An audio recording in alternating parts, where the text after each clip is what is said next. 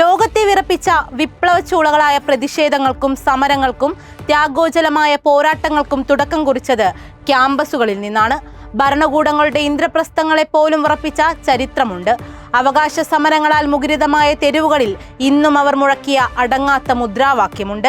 ഇന്ത്യയിലെ വിദ്യാർത്ഥി പ്രസ്ഥാനങ്ങളെ നോക്കിയാൽ ആരാണ് വിദ്യാർത്ഥികൾക്ക് വേണ്ടി ശബ്ദമുയർത്തുന്നത്? ആരാണ് സമകാലിക വിഷയങ്ങളിൽ നിലപാടെടുക്കുന്നത്?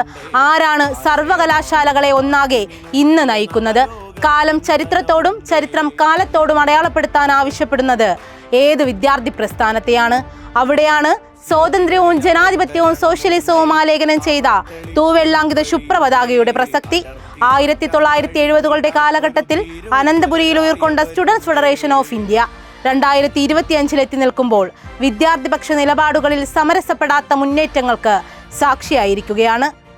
സർവകലാശാലകളെ ഒന്നാകെ കാവ്യവൽക്കരിക്കാനുള്ള സംഘപരിവാർ ശ്രമങ്ങളെ ചെറുത്തു തോൽപ്പിക്കാൻ SFIക്ക് സാധ്യമാകുന്നുണ്ട്.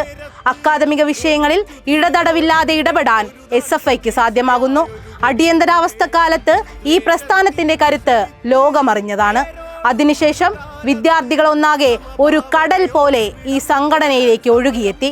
തിരഞ്ഞെടുപ്പ് നടക്കുമ്പോൾ ക്യാമ്പസുകളിൽ വിജയിച്ചു വരുവാനും ഈ സംഘടനയ്ക്ക് സാധിച്ചു. അതിപ്പോഴും അജയ്യമായി തുടരുകയാണ്.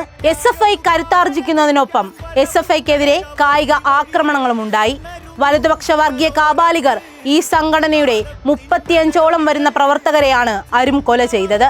എന്നിട്ടും രക്തസാക്ഷിത്വത്തിൽ പകച്ചു നിൽക്കാതെ ഇപ്പോഴും ഊർജമായി മുന്നോട്ടു പോവുകയാണ്. മാധ്യമങ്ങളും പ്രതിലോമ ശക്തികളും ഒറ്റക്കെട്ടായി നിന്ന് അന്തിചർച്ചകളിൽ SFI ഇല്ലായ്മ ചെയ്യാൻ ശ്രമിക്കുമ്പോഴും അവർ ഏറ്റെടുത്ത എണ്ണിയാലൊടുങ്ങാത്ത സമരങ്ങളാണ് വിദ്യാർത്ഥി ഹൃദയത്തിലേക്ക് SFIയെ ചേർത്തു നിർത്തുന്നത്.